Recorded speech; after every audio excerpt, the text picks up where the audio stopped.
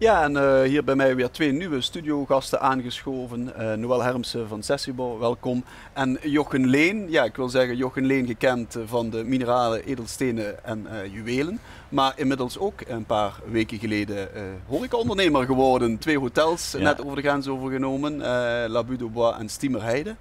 In deze tijden de horeca instappen. Ja, waarom? ik weet het. Dat is de vraag, hè. Ja, ik stel hem u. Het leek logisch en het is voor mij ook een logisch verhaal, maar ja, we hadden natuurlijk niet direct verwacht dat het zo ging aanslepen. Hè. En ook, dus we beginnen dat gesprek om het over te nemen voor corona in februari verleden jaar. Ja. We komen in corona, denk ja, handig. Je kunt er een tijdje alles op het gemak gaan bekijken en nakijken, want ik weet hoe het werkt als ze operatief zijn, omdat ik daar al zo lang zit. Ja. En dan is natuurlijk, iedereen roept, als het terug open gaat, ze gaan nooit meer dicht doen. Nee. Want dat gaan ze nooit meer doen. Nee. Dus dat ziet er allemaal goed uit. En dan dus de zomer was ook goed, hè? Ja, de zomer het gaat open, het draaien fantastisch. We hadden dan die beren daar buiten staan. En dan super maanden, want het was allemaal staycation. En, dus we gaan door met die overnames, zijn natuurlijk vooral positief. Hè? En dat is ook iets wat ik heel graag, om te zeggen, erbij ga doen, het is gemanaged. Hè? Dus, maar wel om mee te gaan optimaliseren en zeker voor onze producten, maar ook naar hospitality toe. Ja. En dan in één keer moeten we weer dicht. En dan denk je, ja, in januari zal het wel open gaan. Hè? En dan nu zit je echt zo een besef van, ja, we zitten ermee en waarschijnlijk gaat het nog duren tot...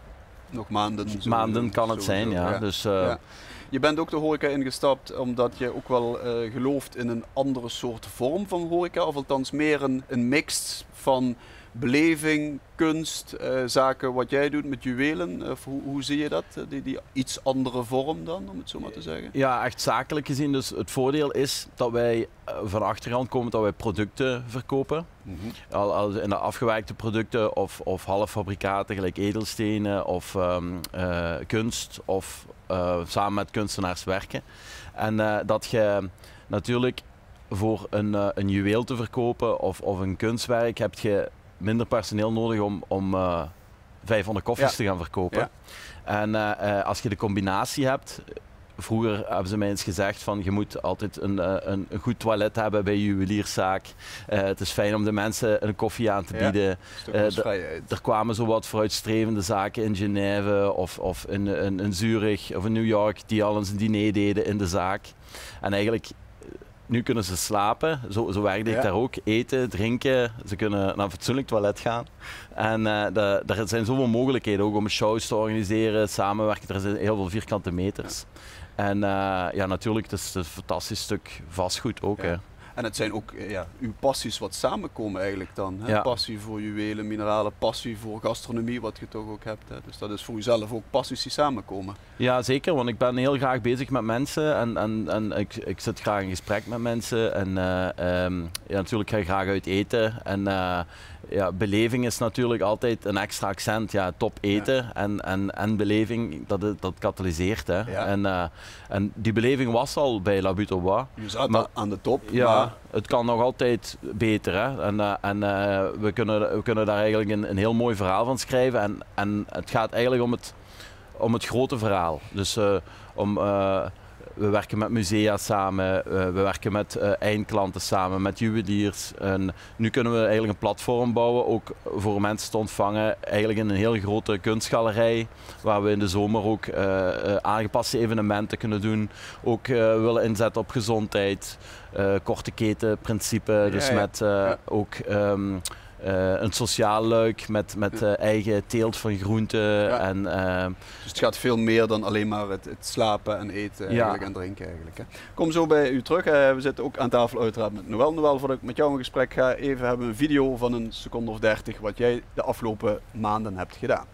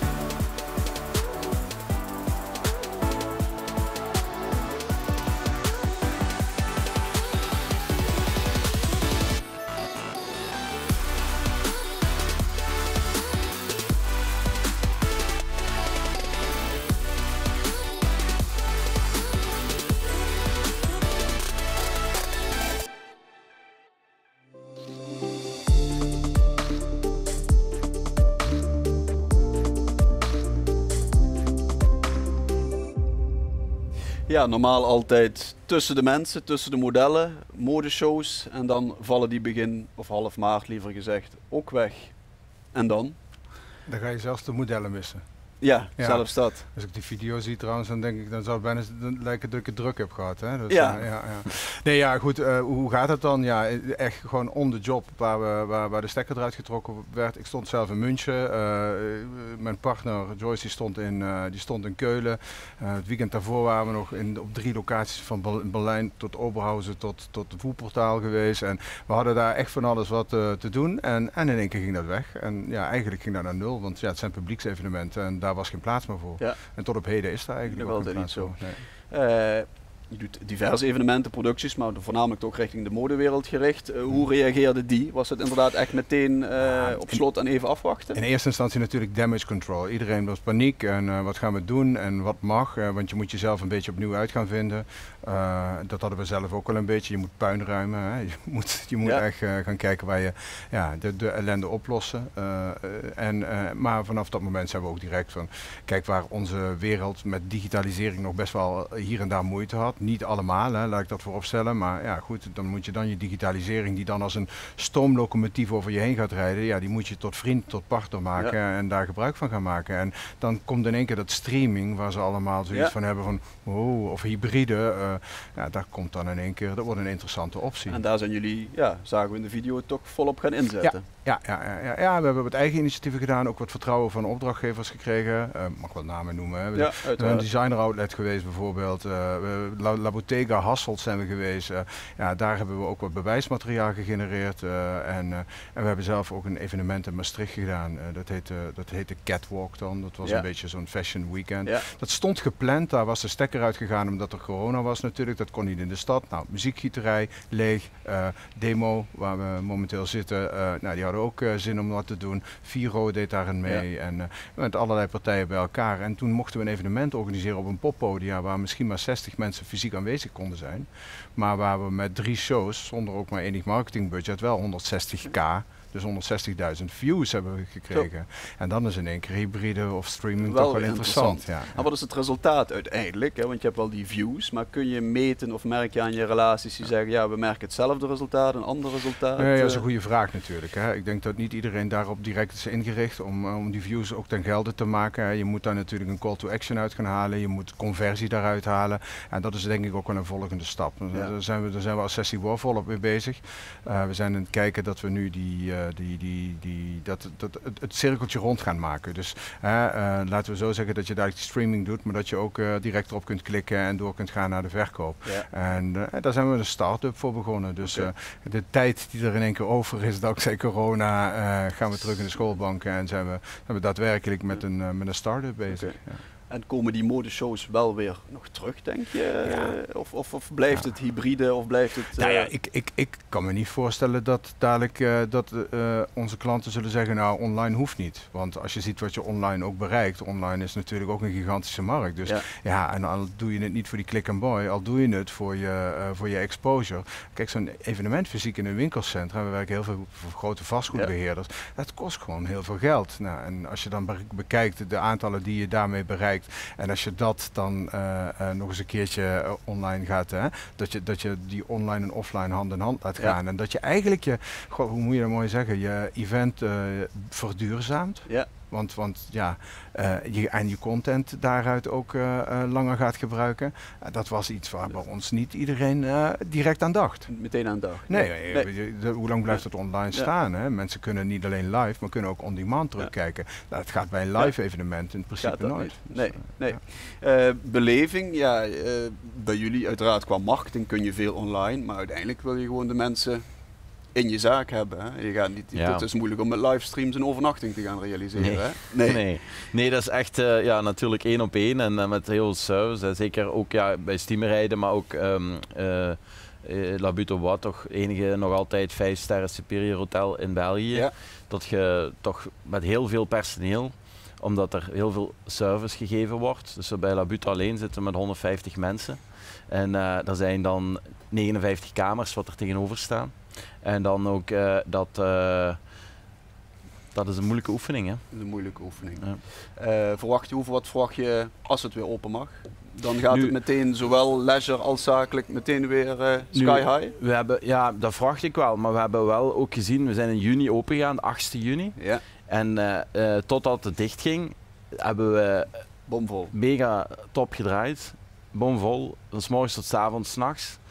En daar is niet één geval geweest. Hè. Niet bij personeel, niet bij gasten. Dus alles kan heel safe verlopen.